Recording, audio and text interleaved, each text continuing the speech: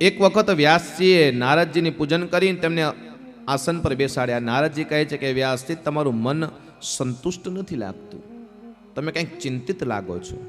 તમે મહાભારત જેવા અદ્ભુત રચના કરી છે, પણ છતાં તમે ઉદાસ કેમ દેખાવો છો? વ્યાસજી કહે, તમે કીધું એ બરાબર છે, મને મનમાં હજુ અસંતોષ છે, એનું નિવારણ કરો. નારદજી કહે, તમે બધું કર્યું, પણ ભગવાનના નિર્મલ યશનું ગાન નથી કર્યું. ભગવાનની લીલાઓનું વર્ણન તમે હજી કર્યું નથી. મારું એવું માનવું છે કે જે શાસ્ત્રથી ભગવાન પ્રસન્ન ન થાય તે અધૂરું છે.